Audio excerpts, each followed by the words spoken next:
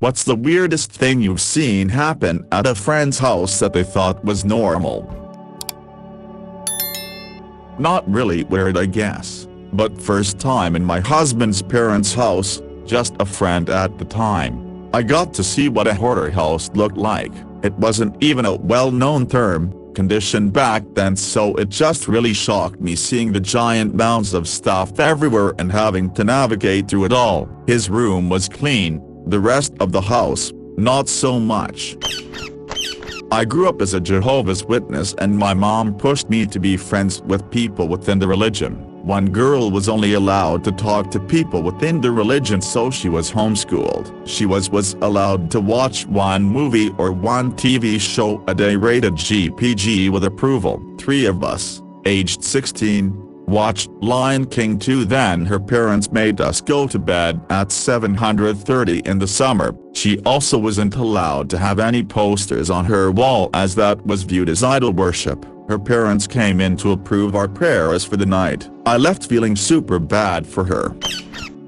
Not at my friend's house, but we were 15-year-olds and went for a walk to her mom's friend's house to get her some smokes. We walked into the house and the 2-year-old was covering themselves in margarine. The floor was covered in roaches, animal poop, used nappies, diapers, and rubbish. There was peanut butter on the walls and kitchen table. It was so incredibly sad to see dirty and disheveled kids living in that. The weirdest part was seeing the toddler smearing margarine in their hair, and no one caring. The rest was disgusting, but I'd seen that kind of living before. Never the complete indifference towards a baby though. Awful.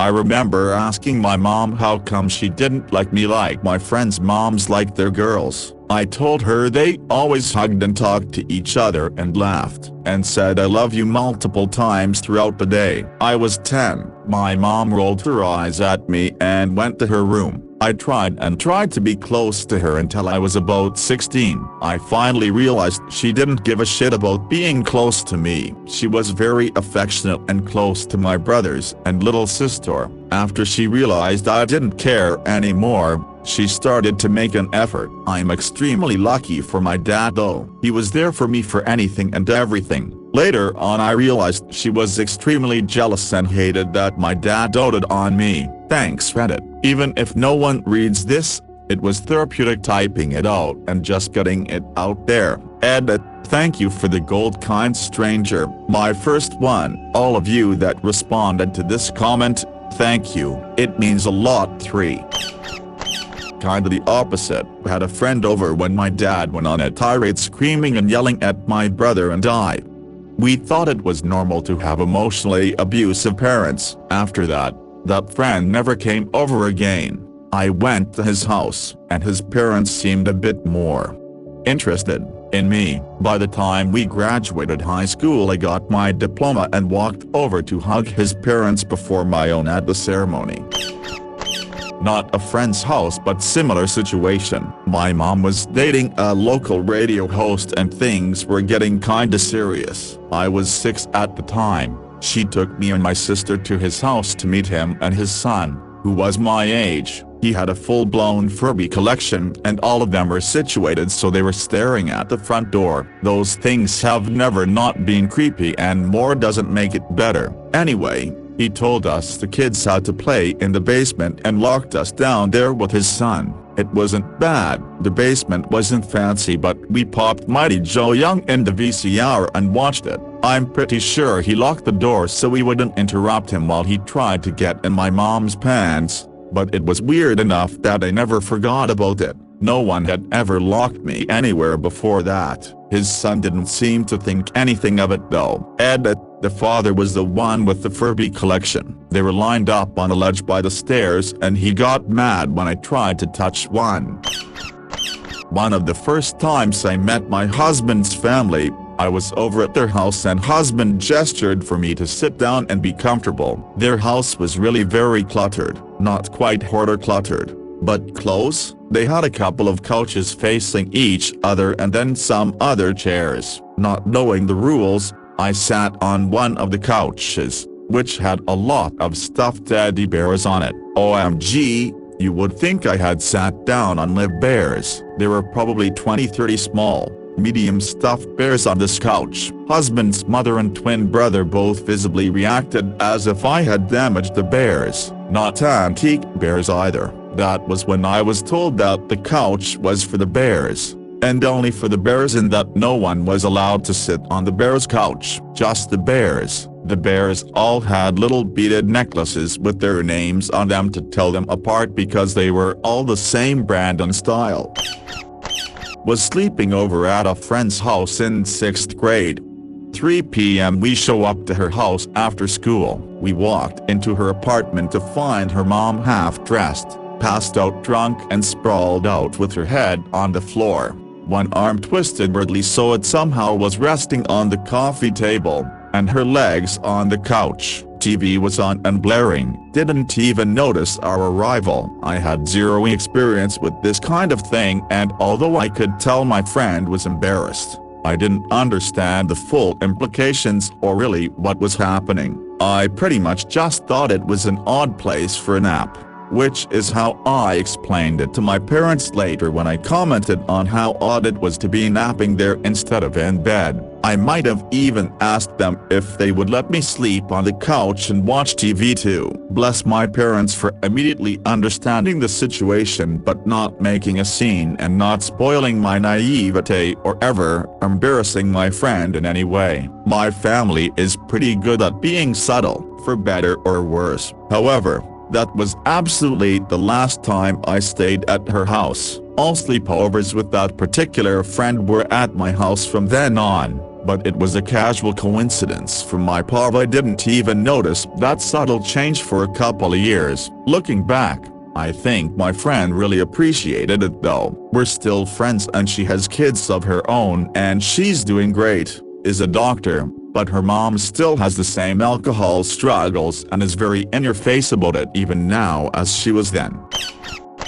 My house, but looking back it's unusual. My dad was a doctor and it was not uncommon for him to take a patient's blood on the way home and store it in the fridge next to the orange juice overnight, then take it to work the next morning. Can't do that these days of course, but the 70s was pretty wild.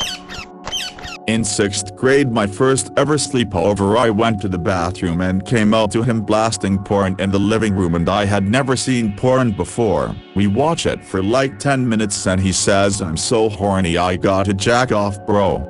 Then he started cranking his dick right there in front of me and I was shocked. The video was some fat dude cocking another guy and making him cry. I'll never forget that. Slept over at a friend's when I was around 10. She was the only girl in her family, and had 5 brothers, whose ages ranged from like 4 to 15. Everything about my friend's room, sleeping situation was normal, but her brother's room was bizarre. They shared one big room, with 3 bunk beds, each mattress a fitted sheet, a pillow, and nothing else. No top sheets, no blankets, no comforters. Also, the boys didn't have pajamas. They all just slept in the clothes they had worn that day, with their shirts tucked into their pants, and belts on, too. The room didn't have a door, and neither did their connected bathroom or their closets. Turns out they were fundamentalist Christians, and the boys' setup was meant to prevent masturbation. My GF and her little brother were staying at a sort of foster home that was absolutely filthy. They knew it was, but weren't going to complain about it since it was still better than their last situation. But the parents there had 2 little boys of their own, and it's their normal. I feel bad that those boys will either realize their home is disgusting and never invite anyone over, or have someone over who then embarrasses them or doesn't want to be their friend anymore because of it. I had a buddy in college who was a very anxious and nervous person. He had a first date with a girl from class coming up and he was panicking. So we told him that he should go ham clean the pipes before the date to help ease his nerves, and come to find out that this 20-year-old dude had never masturbated before, and basically he tried once, but couldn't get the hang of it and was embarrassed and uncomfortable, so he never tried again. He was saying that maybe he was doing it wrong, so we asked him how he did it, and he described something along the lines of making a kind of claw with his hand and trying to fuck his fingertips, like this, and we're like, well, there's your problem, and explained the more standard grip. He left after a bit because I think he was a bit embarrassed and stuff. Then like an hour later he comes back. He walks in with the swagger and attitude that I have never seen before, the most relaxed face and a tiny smirk on his lips, and we all instantly knew that he had released years and years of built-up tension and pressure. From then on, the guy was chill out and actually wound up dating that girl from class for several months. Shit was wild. When I was younger, I was best friends with two brothers from Jamaica.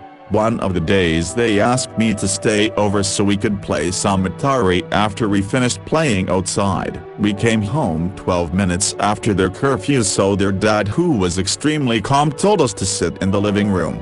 I sat in there with my two friends and they were super quiet, which was a bit weird until their dad walked in with a belt and beat the living shit out of them. I shit myself, not literally, because I thought I was in for a beating, but he didn't hit me, which was a huge relief. After the beating their dad, asked if I would like some carrot juice while my friends just went back to normal and set up their Atari like nothing happened. I was sat on the sofa wondering what the fuck just went on.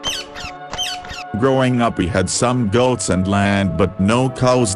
My brother decided to go to the livestock auction with one of his friends and saw a baby cow being sold for meat. I guess he just couldn't stand the thought of this poor little cow being sold to be eaten, so he won the auction for it, walked it home somehow, didn't put it in the pasture, nor the backyard, but inside the house instead. My mom came home from work and was like, "Excuse me everyone, why is there a cow in the hallway?"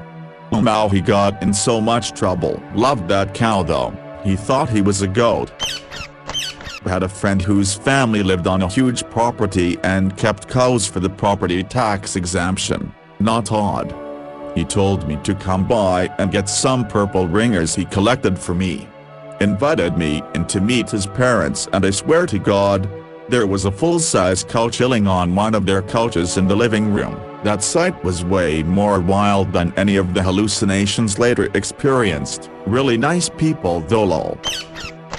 My family were very comfortable and my mom always babysat lots of kids from around the neighborhood. Basically her place was just where the kids hung out. Once there was an emergency with my dad and my mom really needed somebody to watch me overnight, and I wound up with one of the families that she babysat for. They were really nice people and I was close friends with their kids, obviously, because they were at my house every day. It was a new experience though. This was the first time I'd ever seen people living in real poverty. I was kind about it and I didn't say anything, but parts of it were a real shock to me. The toilet didn't work, but they had just continued to use it to the point that it was piled up to the seat. We had to unscrew the light bulb to turn off the lights because the switch would shock you if you touched it. I felt really bad for them. It was just a real eye-opener for me as a kid, and it gave me a much better understanding of exactly why my mom babysat and fed all those kids.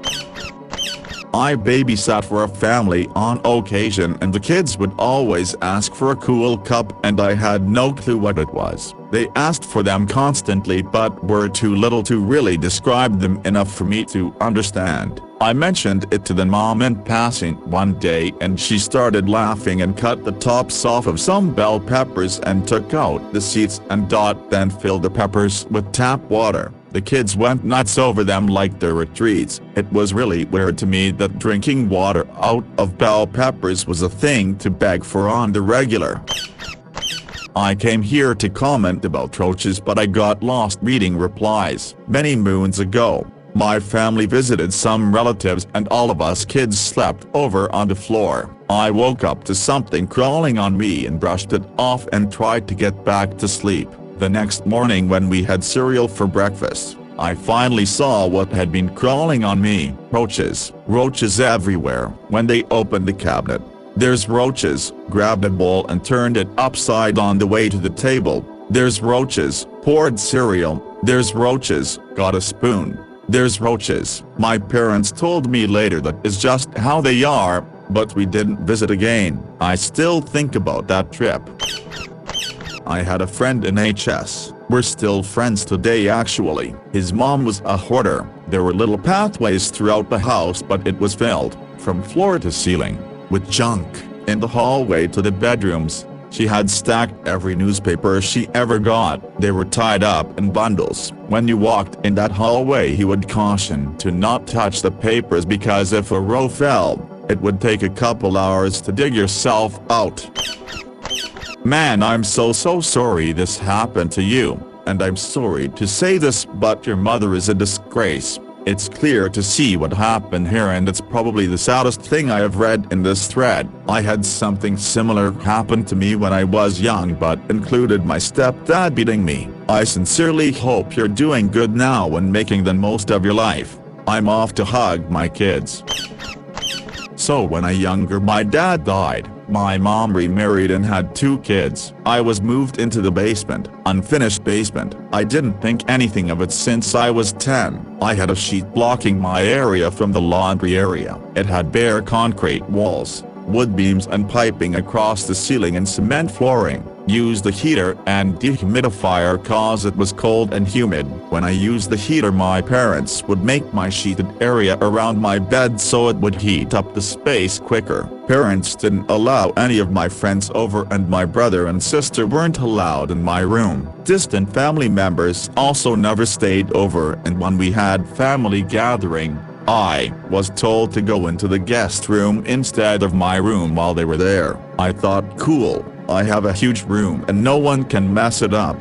My family would go on vacations yearly without me from when I was 12 till I was 18. I was the dog and house watcher. During one of those vacations when I was 17, I invited a friend come over. They pointed out how fucked up it was that there were bedrooms fully furnished with TVs for my brother and sister, a guest room fully furnished as well with a TV, and how I was in the basement with sheets for walls and bathroom mats on the floor. I completely dismissed it cause it was normal to me. It was until I was 20 that I found out that the family trips that I didn't go on were paid for with money that I was getting from my dad passing away. I'm sure I got some of the money in food and clothes and whatever I needed, but it's got me pretty fucked up cause my brother and sister don't have any memory of it, and when I talk about it they always back my parents by saying we were raised right and I opted out of vacations. They also thought the guest room was my room.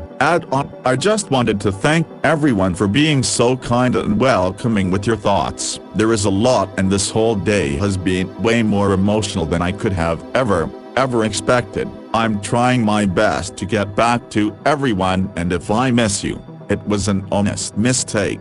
Again, thank you everyone, you all deserve the world. Also, if any of you need someone to talk to, my door is always open.